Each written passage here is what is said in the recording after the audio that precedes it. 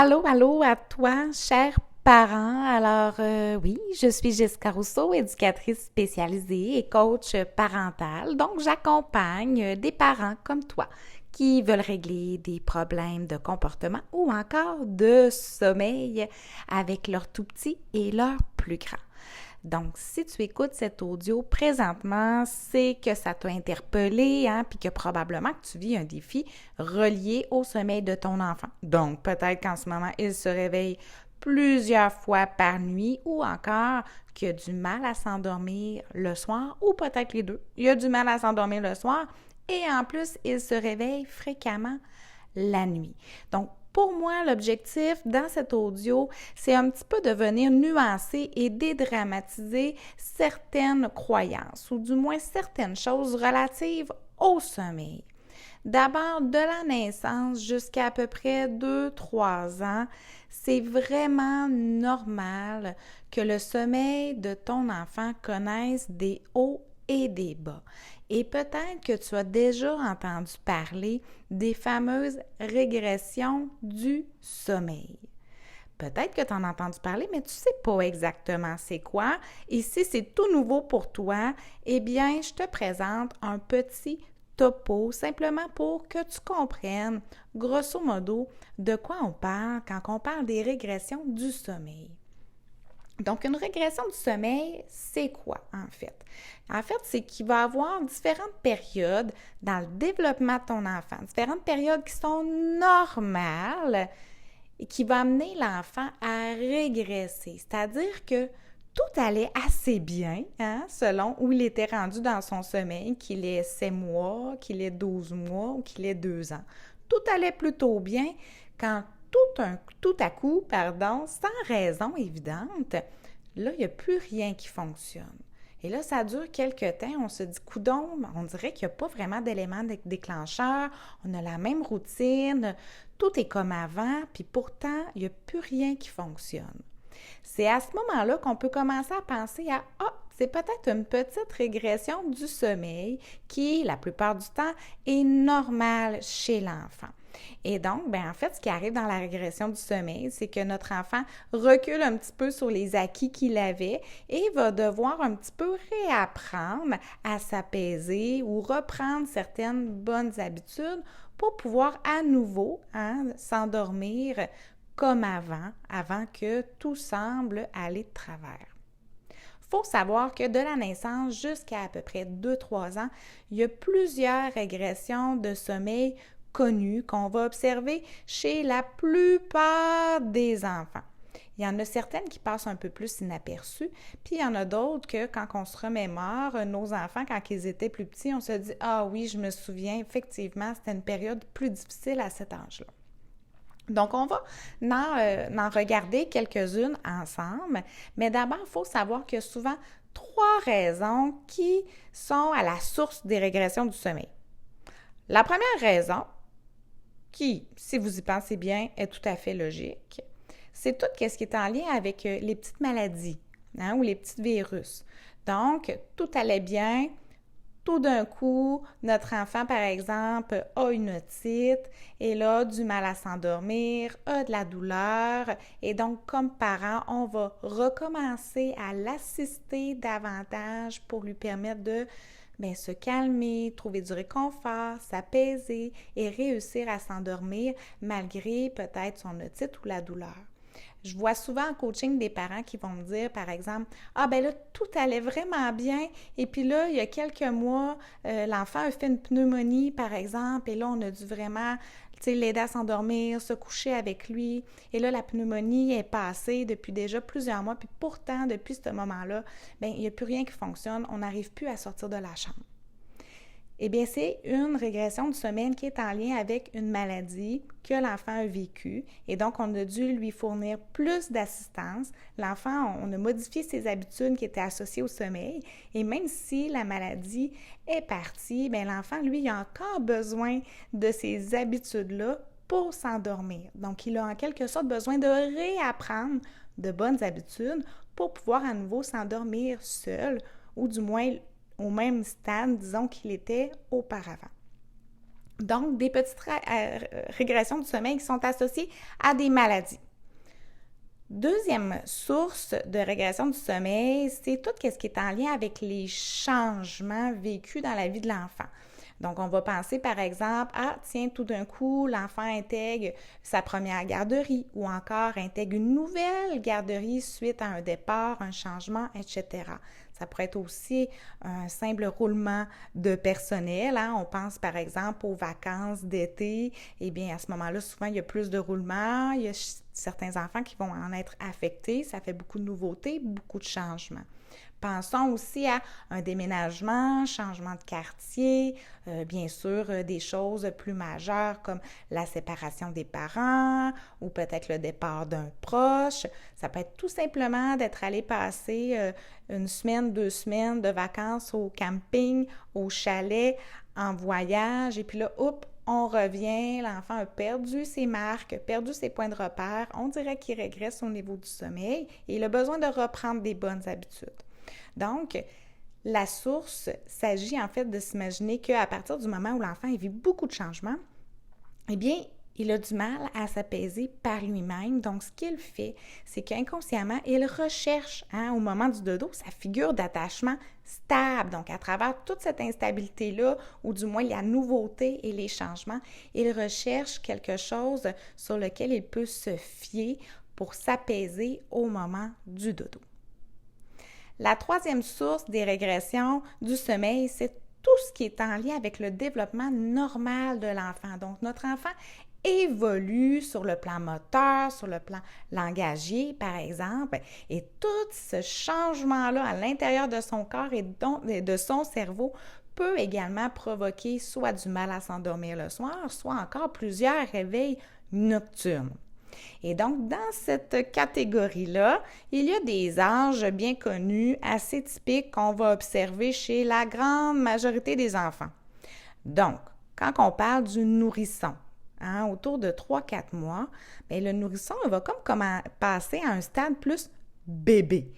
Donc, nourrisson, il dormait beaucoup, il faisait presque juste boire et là, peu à peu, vous avez remarqué que, attends, là, ça change, il devient de plus en plus éveillé. Ces périodes d'éveil, quand il ouvre les yeux, durent plus longtemps. Il fait plusieurs petites siestes et plusieurs petits réveils au courant de la journée. Donc, c'est donc là, autour de 3-4 mois, qu'on commence à observer que notre nourrisson est en train de passer à un stade bébé. Donc, il est plus conscient, il est plus éveillé, il est plus curieux. Et donc, il remarque plus qu'est-ce qui l'entoure, il a plus envie de rester éveillé, donc moins envie de s'endormir. Et donc, ça peut rendre l'endormissement aux siestes et tout ça un petit peu plus difficile. Même chose pour la nuit.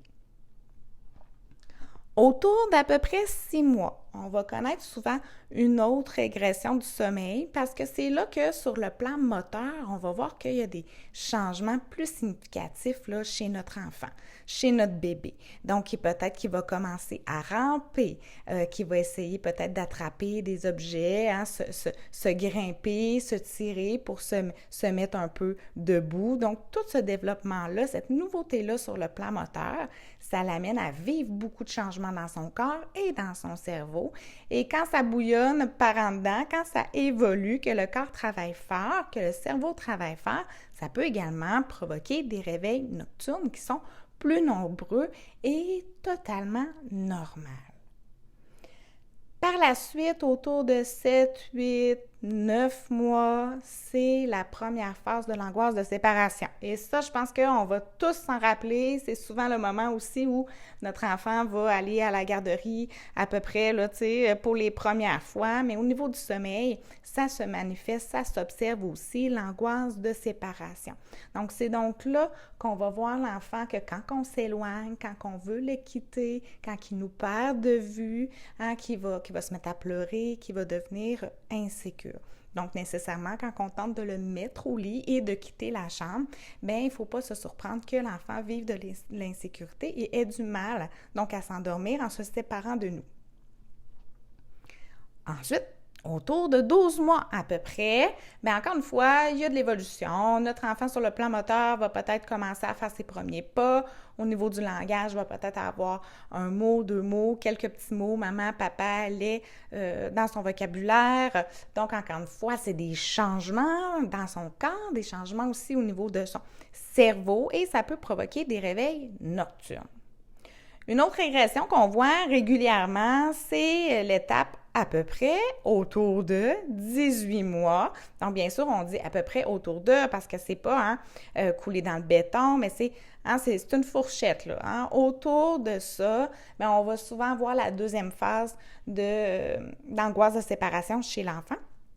Et c'est souvent là que les parents commencent à envisager peut-être demander des conseils ou même consulter quelqu'un parce que là, ils se disaient, bon, là, mon enfant, c'est plus tout à fait un bébé, ça l'allait plutôt bien, et là, tout d'un coup, il n'y a plus rien qui fonctionne, et même de jour, vous allez pouvoir le remarquer. J'ai beaucoup de parents qui vont me dire, par exemple, ben là, tu sais, je ne sais pas ce qui se passe ces temps-ci. C'est un vrai pot de colle.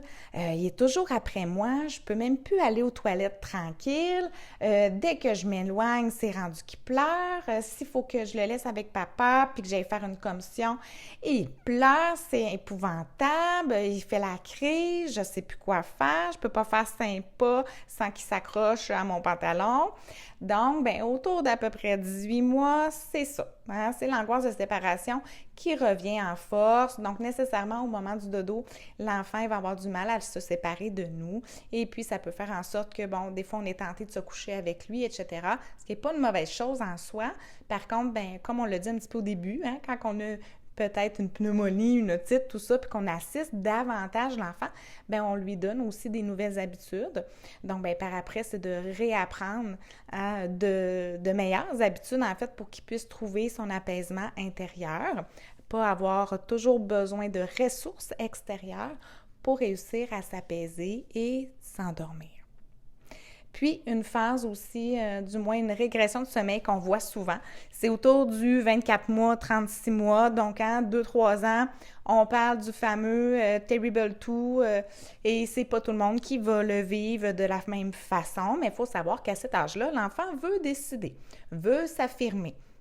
Donc, nécessairement, au moment du dodo, lui, il veut encore décider et c'est là qu'il va devenir peut-être un petit négociateur et qu'on a l'impression que le dodo, il commence à être compliqué. Ah non, je veux pas me coucher tout de suite, tantôt, je veux mon toutou, je veux la pieuvre, je veux l'ourson, ma couverture est pas placée comme il faut, c'est moi qui le fais, pas toi, pas cette chanson-là, je veux l'autre, pas maman, veut papa. Et là, tout devient compliqué parce que l'enfant tente de s'affirmer, veut décider. Et bon, il peut avoir aussi là, des petites peurs qui s'installent, comme la peur du noir. L'angoisse de séparation peut être encore présente. Donc, tout ça va faire en sorte que ça peut rendre l'endormissement plus difficile le soir et que ça peut également générer des réveils nocturnes parce qu'on sait aussi qu'à 2 ans, sur le plan moteur, ça travaille fort dans le cerveau de l'enfant encore. C'est des grandes périodes de transition, l'enfant parle de plus en plus. Sur le plan moteur, il commence à grimper vraiment de manière beaucoup plus agile, va aller faire des modules de jeu, etc., etc. Donc, tout ça va faire en sorte que son cerveau, il travaille fort en même temps que son corps et ça génère des réveils nocturne.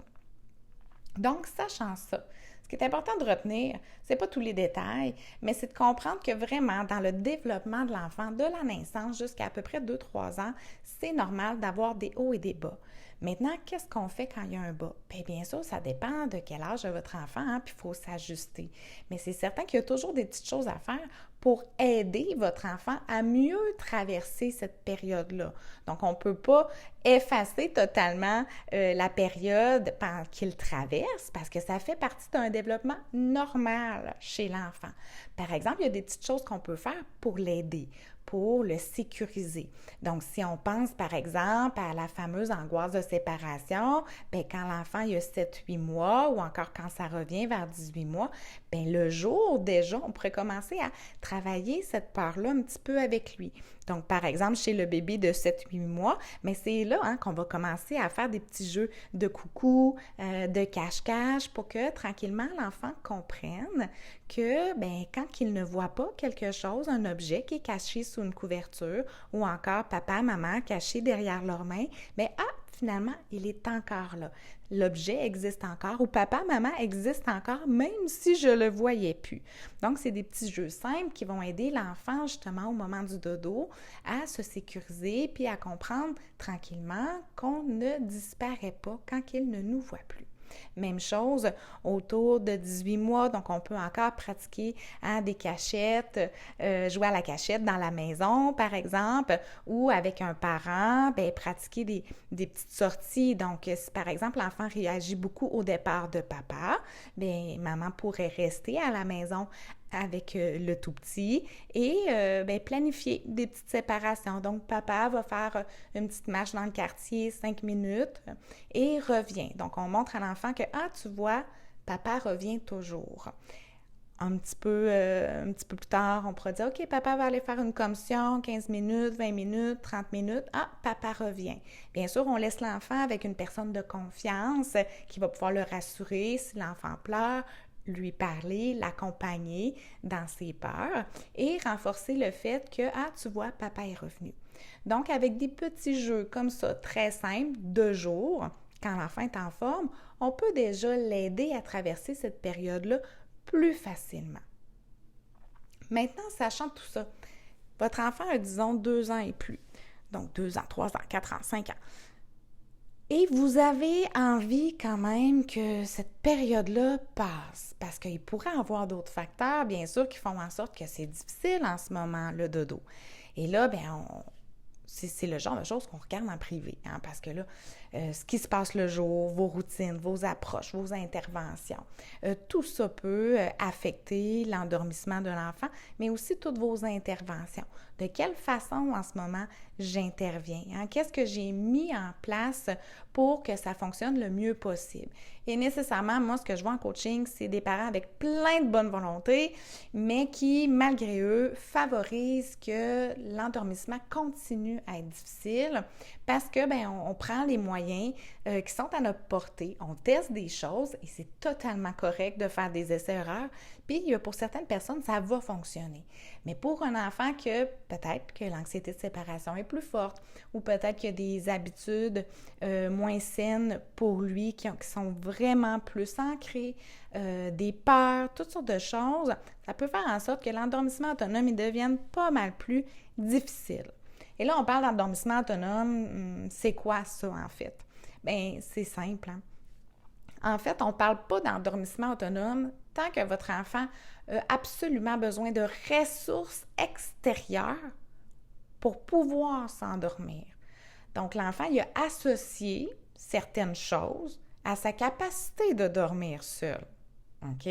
Donc, si par exemple, quand votre petit était bercé dans la chaise, dans sa chambre, dans le noir, en prenant le sein ou encore avec un petit biberon de lait chaud et qu'en même temps, vous le berciez, vous chantez, vous caressiez sa tête, l'enfant, il a quand même associé que toutes ces choses-là, il en avait besoin pour pouvoir s'endormir.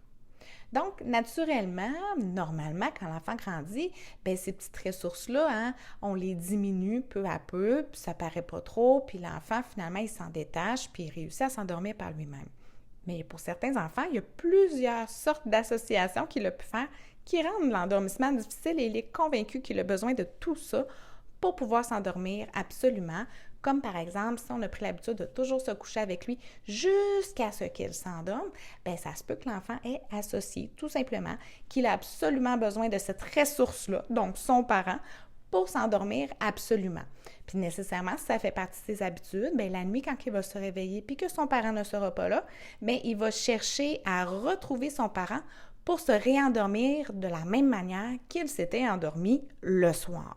Donc tout ça, ce sont des choses normales, mais il y a totalement, absolument possibilité de les travailler avec des méthodes, des stratégies qui sont bienveillantes parce qu'on n'est pas là pour casser l'enfant, on est là pour respecter son rythme, évidemment, mais aussi pour respecter les limites du parent à travers tout cet enjeu, tout ce défi-là relié au sommeil.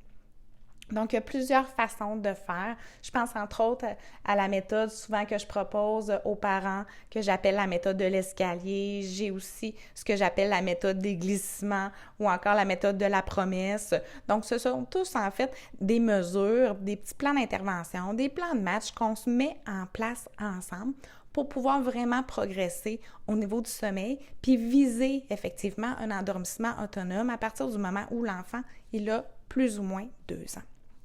Donc, si vous sentez que vous êtes rendu là, que malgré les petites choses que vous avez testées en ce moment, que la situation ne s'améliore pas, que ça s'étire, que ça passe pas, que vous, comme parent, vous sentez que ça le fait pendant un temps, mais là, ça ne fait plus, vous avez atteint une certaine limite, vous avez besoin d'autres choses, puis vous avez besoin de sentir aussi que votre enfant, il est bien dans sa peau quand il va se coucher, puis qu'il a les ressources nécessaires pour se rendormir par lui-même le plus possible la nuit, eh bien, n'hésitez pas, hein, vous pouvez communiquer avec moi, donc facilement par courriel, via mon site web mamaeducatruc.ca pour qu'on puisse regarder plus en détail ta situation, ton enfant, ta réalité, pour pouvoir mettre en place tes solutions.